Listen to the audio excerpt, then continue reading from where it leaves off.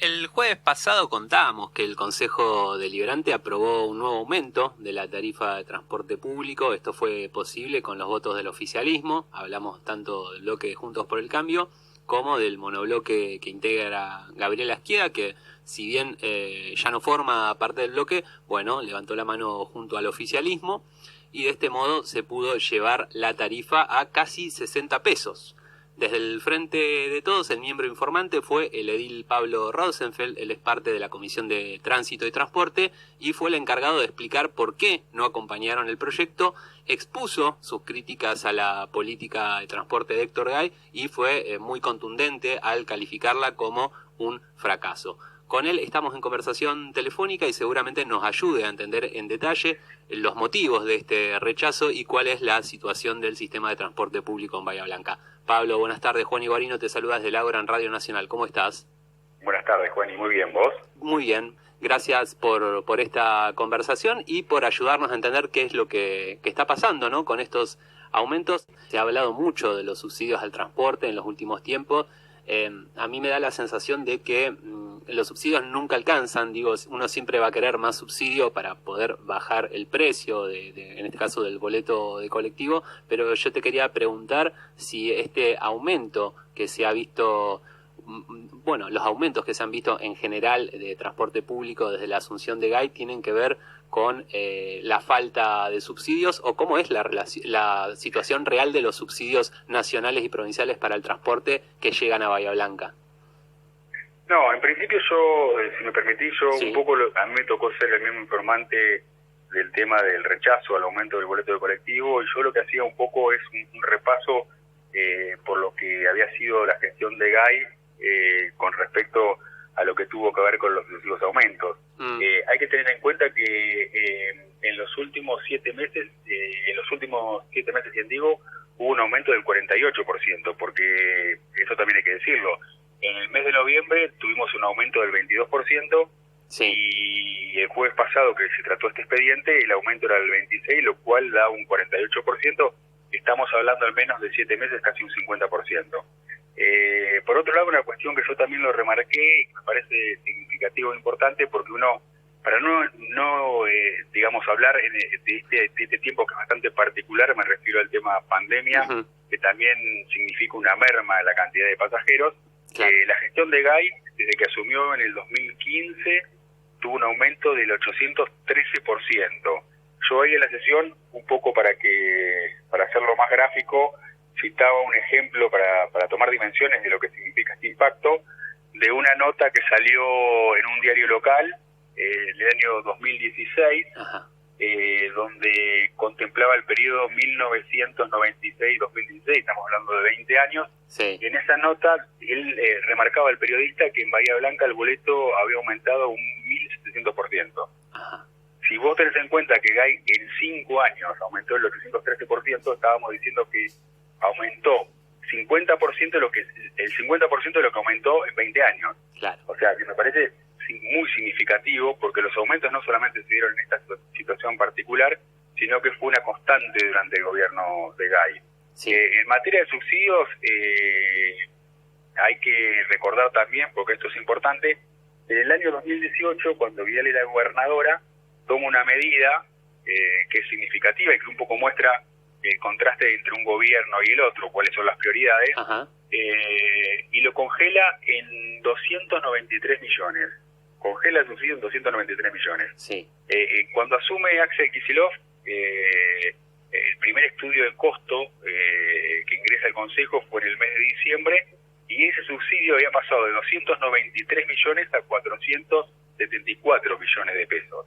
O sea que había tenido un aumento significativo. Sí. Y en el último estudio de costo que tratamos el día jueves, la proyección del subsidio es de 612 millones. Pero además a esto hay que agregarle una cuestión que no es menor, que es un fondo especial que se generó hace muy poco a través del Ministerio del Transporte de Nación, que es un fondo de 2.000 millones, que son para aquellos municipios que tengan transporte público de pasajeros para distribuirlos, teniendo en cuenta por ahí las últimas paritarias que se dieron en concepto de lo que tiene que ver con el transporte público. O sea que la plata de los subsidios se ha incrementado significativamente, digo, repasando rápidamente los números que vos decías, 472 millones, no, perdón, 293 millones lo congeló Vidal en 2018 y 3 años después estamos en 612 millones, sin contar ese fondo, podemos hablar de que se más que duplicó en 3 años. Es bastante eso. Exactamente, y eso es una cuestión literal porque es lo que dicen los estudios de costos. Claro. Cuando uno se pone a estudiar y a profundizar en el estudio de costos, una de las cuestiones que son importantes para llegar al final del valor de la tarifa plana, que como vos bien decías está cerca de 60, es 59,40, una de las cuestiones significativas es analizar cuál es la cantidad de subsidios o cuánto es el total de subsidios, para decirlo con propiedad, que mandan tanto provincia como nación. Claro. Y en caso de digamos, escenario contrafáctico, ¿no? Con un gobierno local del Frente de Todos que tiene que, bueno, gestionar el transporte público y también enfrentar una pandemia con la exigencia de reducir la circulación. Esto sabemos que impacta, ¿no? En las cuentas de las empresas de transporte porque hay menos pasajeros.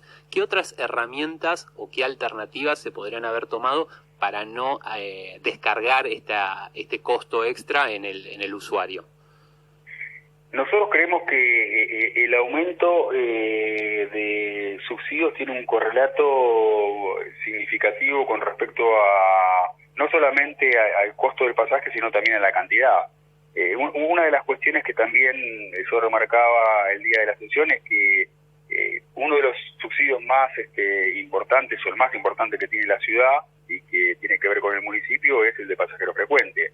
En el 2018, simultáneamente a la decisión que toma la gobernadora Vidal de congelar los subsidios, se produce un hecho también significativo que tiene que ver con que el intendente Gay resuelve achicar, disminuir el subsidio de pasajero frecuente. Para que tengas una idea, por ejemplo, la categoría B en el año 2017 era de 42% y en el 2018 pasa a ser de 25%, y la categoría C, que era de 38%, pasa a ser de 15%. Esto es un correlato directo con un hecho que también me parece significativo remarcar, que cuando uno empieza a analizar los distintos estudios de costos, empieza a ver que se produce una disminución de la cantidad de pasajeros, pero una disminución importante. O sea, en el 2018 había menos pasajeros, en el 2019 había menos pasajeros, en el 2020 lamentablemente este estudio no se pudo hacer porque empezó todo el tema de la pandemia. Claro, ya sería forzada la comparación, digamos. Exactamente, pero sí lo que era significativo y lo que veíamos viendo era que lamentablemente venía bajando la cantidad de pasajeros, y de hecho yo recuerdo que hubo una declaración bastante importante y resonante del secretario general de la UTA, que había dicho y había puesto de manifiesto que los sucesivos aumentos lo que hacían por ahí era desalentar a la gente a que tomara el transporte público de pasajeros. A mí me parece que a veces un aumento no mejora la ecuación, sino que la tiende a empeorar. Lo que hay que hacer puntualmente, bajo mi criterio, es poder analizar otro tipo de fuente de financiamiento, que no es fácil, pero hay que tratar de buscar otro tipo de alternativa. Y también es cierto de que hoy no se puede analizar la política del gobierno, porque me refiero a nacional y provincial, porque estamos en un momento atípico, pero lo que uno ve es que lo que está intentando el gobierno nacional y provincial de Cambiemos, del Frente de Todos, es precisamente incentivar para que la gente vuelva al transporte público, inyectar dinero para que el pasaje sea lo más accesible posible, y eso lo estamos viendo porque vos bien lo dijiste, hubo un incremento importante. Claro, sí, en lo que es subsidios y este fondo extra que vos bien mencionabas.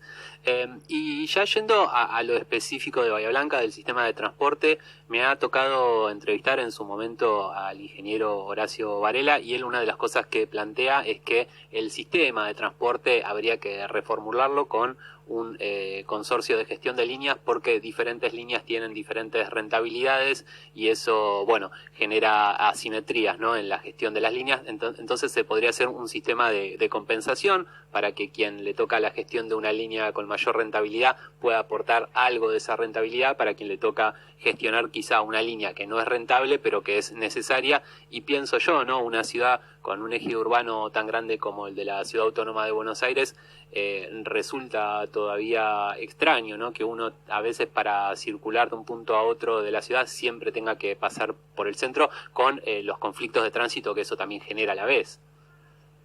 Sí, comparto. Mirá, la verdad que teníamos una posibilidad histórica de poder hacerlo porque en el año 2019 vencían las concesiones de los colectivos. De hecho, había una prórroga que vencía ahora en el 2021, que era el famoso artículo 126, y lo que se había hecho en su momento, que se había conformado una mesa que se llamaba de seguridad vial, donde iban a pasar todos los temas de tránsito, y en esa mesa supuestamente se van a discutir las nuevas concesiones de los colectivos que había que renovar, se iban a discutir también lo que iba a ser el tema de replantearse un poco lo que vos decís, los recorridos, pero lamentablemente una de las cuestiones que también, y lo dije en la sesión de jueves, se hizo y que nosotros rechazamos a través de un expediente que se presentó el año pasado, se extendió la concesión de las líneas de colectivos por 5 años, sin haber respetado esa mesa o sin haber llamado a distintos actores para poder aprovechar la oportunidad para diagramar y para pensar en un nuevo formato de transporte público de pasajeros. Y en ese momento nosotros decíamos que lamentablemente no había en el expediente que se trató para llevar a cabo esto, no había ningún artículo de la ley orgánica de las municipalidades, ni había ningún artículo de pliego de condiciones que posibilitaran extender las condiciones por 5 años. Lo único que se puso en ese famoso expediente fue un artículo que tiene que ver con poder extender por 2 años las condiciones, que ya estaba vigente, y se puso una resolución de 1959 de emergencia, que era una emergencia general, no estaba vinculada al transporte, que fue una resolución de la Corte Suprema, y con, digamos, basándose en el artículo 126 y basándose en esa resolución, tomaron la decisión, insisto, sin haber ningún artículo de la ley orgánica y tampoco del pliego de condiciones que lo contemplara, para ceder por 5 años las concesiones. Claro. O sea, esto sería hasta 2024, estas concesiones. Exactamente. Bien. Exactamente. Bien. Y aprovechando que nos queda un tiempito, te quería consultar, siendo que vos sos miembro integrante, uno de los concejales que integran la Comisión de Tránsito y Transporte, hablar del tránsito en Bahía Blanca, que hemos visto que se han desarrollado diversos planes de acción, ¿no? Estos bastones amarillos para reducir el espacio de circulación, las bicisendas. ¿Hay un plan rector detrás de todas estas intervenciones que se están haciendo en el espacio público? Porque a veces a uno le queda la sensación, a mí me toca vivir muy cerca de una de las bicisendas céntricas y uno ve que genera a veces cierto caos en el tránsito o incluso siempre está la pregunta, ¿no? Si puede pasar una ambulancia por ahí por una calle tan angosta. ¿Cómo ves vos todo esto que se está haciendo en términos de tránsito desde el oficialismo local? Muchísima improvisación. Nosotros vemos que, para que tengas una idea, en los últimos 3 años se presentaron 3 ordenanzas distintas, contradictorias entre sí mismas, hablando sobre el tema de la movilidad sostenible. Por ejemplo, en el año 2020 se presentó una ordenanza donde se sacaron un montón de boxes que estaban vigentes dentro del microcentro de la ciudad. La intención supuestamente en ese entonces era desincentivar de que la gente venga a estacionar del centro, hacer un centro totalmente diferente. Lo que vos decís, ampliaron las veredas, había en algunos lugares carriles preferenciales que tenían que ver con que pudieran circular los colectivos, que era una ordenanza que se había votado hace muy poco, que era la 18.762, se dejó sin efecto. Hace muy poco se presentó una ordenanza que se va a tratar seguramente el jueves que viene, donde dicen todo algo lo contrario. Ahora incentivan a hacer boxes en el centro, se van a crear 700 nuevos boxes, se van a agregar 21 cuadras del microcentro para poder boxes. Se volvió a poner el carril preferencial para colectivos en algunos lugares que se habían sacado. lo que uno ve sistemáticamente es improvisación, o sea, no se puede estar todos los años cambiando lo que tiene que ver con el plan de movilidad sostenible. Además, y nosotros lo decíamos también cuando arrancó la pandemia, que habían hecho todo al revés, porque precisamente nosotros entendíamos que había que liberar los estacionamientos, porque lo que había que buscar es que la gente precisamente no viajara en el colectivo, y sin embargo lo que hicieron fue todo al revés. Claro, algo que incluso otros intendentes del PRO, de ciudades que se la suelen comparar como Bahía Blanca, como Mar del Plata o La Plata, han hecho. Sí, hasta en el mismo Buenos Aires, digamos. Ajá. Pero bueno, nosotros vemos que tienen marchas y contramarchas. Anteriormente al 2019 también había un proyecto que tenía que ver con sumar mayor cantidad de boxes. Lo que nosotros estamos solicitando y pidiendo, y que nos parece serio, es que precisamente se aproveche esa mesa que se creó y que quedó desactivada para que se sienten estos actores de la ciudad, para que opinen, para que en realidad se tomen decisiones que sean sostenibles en el tiempo, que no tengamos que estar todos los años siendo marcha y contramarcha. Un tema que también, por sugerencia de algunos entendidos y especialistas en el tránsito, era de que había dos calles que había que tratar de no intervenirlas, de no hacer estacionamientos, porque eran vías rápidas, una 19 de mayo, sin embargo se puso un estacionamiento, como todos sabemos, casi en la mitad de la calle, y otra era Rodríguez y Rondó, que ahora con este proyecto que se quiere votar el jueves, se va a poner un estacionamiento. O sea, en definitiva ni siquiera se cumplen aquellas cosas que supuestamente algunos especialistas habían sugerido de no intervenir en esas calles. Pero nosotros creemos que lo ideal sería que se siente la gente que se tiene que sentar, convocar a las universidades, a los especialistas, y tener un plan que sea sustentable y duradero. Bien. Pablo, te freno acá porque estamos cerca del informativo, pero me quedo con esto que decís, ¿no? La importancia de convocar a especialistas y a los actores sociales y consensuar qué queremos hacer con la ciudad para no ir con las marchas y contramarchas que vos bien marcabas. Bueno, muchísimas gracias por el llamado. No, por favor, Pablo, en otro momento seguimos ampliando esta información sobre tránsito, que es un tema que no hemos tratado y que hay muchísimo para decir. Muchísimas gracias. No, al contrario, gracias a vos. Un abrazo. Hasta luego. Pablo Rosenfeld, concejal del Frente de Todos, hablando sobre el aumento de boleto y la situación del tránsito en Bahía Blanca.